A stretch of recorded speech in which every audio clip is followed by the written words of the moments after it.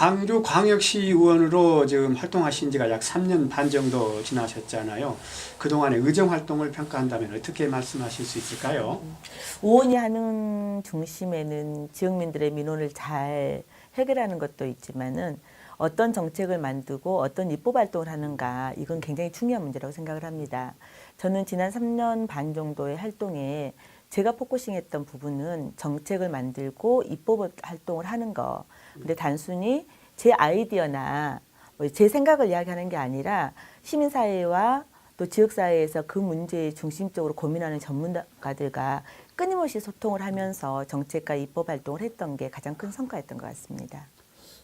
이 시의회 의정 활동 중에서 가장 주안점을 두고 한 분야는 어떤 점을 꼽을 수 있습니까? 제가 3년 반 전에 선거를 나갈 때 시민들에게 약속했던 게 하나 있어요. 열린 의회, 시민의회를 만들겠다고 했던 부분이고, 그래서 그걸 어떻게 구현할 건가에 대한 부분이었는데요. 협치에 어떻게 잘할 수 있는가, 거버넌스를 어떻게 만들어가고 그 거버넌스의 결과물이 좋은 정책으로 만들어가는 거였는데, 제가 매번 정책을 만들고 조례를 만들고 또 저의 5분 발언이나 이런 시정 질문이나 이런 부분들에 대부분 시민사회와 끊임없는 소통을 하고 그들과 공부를 하면서 만들어냈던 것들이 가장 컸던 성과이고요. 또 하나는 저희가 이제 4년 전에 선거를 하기 전에 4.16 세월호 사건이 있었습니다. 그때 주민들에게 약속했던 게 있어요. 어른으로서 아이들을 잘 보살피고 끊임없이 이들이 원하는 걸 해줄 수 있는 이런 의정활동을 하겠다고 했는데, 중심의 폭군성을 어린이와 청소년의 정치 참여 뿐만 아니라 아이들이 놀 수 있는 권리와 공부할 수 있는 권리와 그리고 쉴 수 있는 또 일할 수 있는 권리들을 만들어가는 게 제 중심 의정활동이었고, 이런 부분들은 제가 정말 자신컨대 전국의 16개, 17개 광역시 중에 광주가 가장 잘하고 있어서 굉장히 많은 부분들이 벤치마킹 하러 오고, 광주시도 이 부분에 대해서 굉장히 자부심과 한편에서는 우월의식도 좀 가지고 계시는 것 같아요. 네. 지역민과의 약속이나 또 나름대로 공약에 상당히 이제 주안점을 두셨고 또 자긍심도 가지셨는데 아무래도 하다 보면 또 아쉬운 점도 있을 것 같아요. 어떻습니까? 그렇죠. 아쉽죠. 실은 이제 시의원들이 주로 이제 정책을 만들고 이러다 보니 주민들에게 아주 밀착돼서 활동을 하는 것은 조금 부족합니다. 여전히 그 부분은 아쉬움으로 좀 남아 있고요. 제가 의정활동했던 것들 내용 중에는 실은 지금도 여전히 뜨거운 감자처럼 저희들이 인식되어 있는 도시공원 일몰제 관련된 부분입니다. 2018년 예산에 저희 상임위에서 550억 원을 증액을 시켰었어요. 근데 예결위에서 결국은 50억 정도밖에 안 됐는데, 사람들에게 공원이라고 하는 공간은 쉴 수 있는 공간과 건강을 유지할 수 있는 공간과 또 한편으로 더 나아가면 마을 사람들이 소통할 수 있는 공간이에요. 근데 이런 공원들을 지금 현재 저희가 강주시가 장기적으로 예산이나 어떻게 유지할 것인가에 대해 고민하지 않음으로 인하여 2020년에 자칫 잘못하면 사라질 위기에 있는 겁니다. 그래서 강주시가 자체 예산을 조금이라도 더 만들 수 있도록, 왜냐하면 민자공원으로 갔을 때는 많은 아파트들이 들어오게 되고 주민들에게 그만큼 삶의 질의 문제가 생길 수밖에 없는 거예요. 그래서 그렇게 조금 노력했는데 결과는 저희가 생각했던 것보다 훨씬 더 적은 예산이 지금 세워져 있어서 제가 4년 의정활동하는 부분에 가장 아쉽게 생각하는 내용인 것 같아요. 네. 도시공원 일몰제를 이제 구체적으로 이렇게 말씀을 하셨는데 또 그동안 연구도 많이 하셨던 걸로 알고 있습니다. 네네. 어떻게 어떻게 가야 된다고 생각하신가요?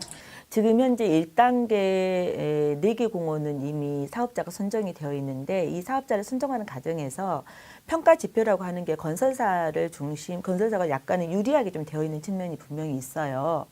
그리고 남아있는, 그러니까 25개 공원 중에 10개를 민자공원을 하고 4개를 하고 나머지 6개를 2차로 하겠다고 이야기를 하는데, 그 6개 안에가 중해공원과 중앙공원과 일곡공원, 그러니까 소위 말하는 사람들이 가장 밀집되어 있는 공간에 있는 공원들인데 이 부분들을 좀 포함시키려고 하고 있어요. 그래서 저는 이 부분들을 시가 자체 예산으로 공원으로 그대로 유지될 수 있도록 하는 이런 부분들이 필요하고요. 또 하나는 평가 지표 자체가 바뀔 수 있는 이런 것들을 끊임없이 연구하고 이렇게 가야 된다고 생각을 하고 있습니다. 또 여성계와 시민사회 활동도 활발한 것으로 알고 있는데 이 지방자치에 대한 소견, 정치 철학을 좀 듣고 싶습니다. 정치 철학까지 말하기는 그렇고요. 일단은 저는 특히 저희 같은 여성 의원들에게 가장 중요한 것은 자기 전문성을 갖는 거라고 생각을 합니다. 많은 분야에서 활동을 하긴 하지만 자기 전문성을 가지고 지속적으로 하는 것들이 굉장히 중요하다고 생각을 하고요. 또 하나는 주민들과 끊임없이 소통하고 주민들이 참여할 수 있는 열린 구조를 만들어가는 것이 굉장히 필요하다고 생각을 해요.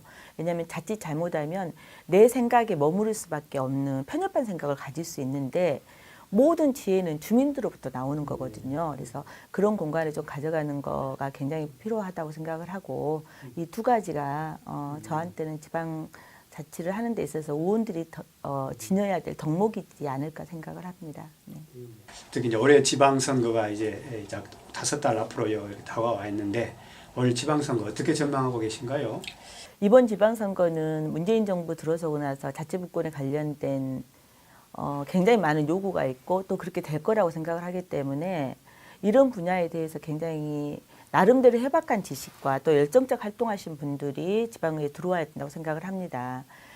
주민들에게 끊임없이 소통할 수 있는 그런 구조를 만들 수 있는 사람, 지방 분권이 도대체 무엇인지를 제대로 알 수 있는 사람들이 들어왔으면 좋겠다라는 생각을 하고 있고요. 저희 민주당, 저도 이제 더불어민주당 소속 의원이기 때문에 민주당 입장에서는 지금 현재 대단히 많이 대통령이 만드는 과정에서도 그리고 그 이후에도 끊임없이 혁신하려고 했던 이런 몸부림을 치고 있는데 그 연장선상에서 이번 지방선거가 됐으면 좋겠다라는 이런 생각이고 마지막으로는 저도 이제 여성이잖아요. 4년 전에 여성 전략공천이라는 걸 통해서 저도 들어갔던 한 사람입니다. 그래서 시의회 22명 중에 비례대표, 다른 당 비례대표를 빼고 나면은 지역구 의원들이 4명이 들어가 있는 상황이에요. 저는 이것은 반드시 유지되어야 된다. 그런데 이거 이제는 한 단계 더 업그레이드 돼야 되는 거 아니냐. 문재인 정부가 내각을 구성을 하면서 30% 이상의 중요한 직책의 여성들을 기용을 했습니다. 그러면 지금 단순히 시의원들을 여성에게 뿐만 아니라 구청장, 더 나아가서는 광역단체장까지 민주당에서 지금 전략공천에 관련된 이야기가 나오고 있는데요.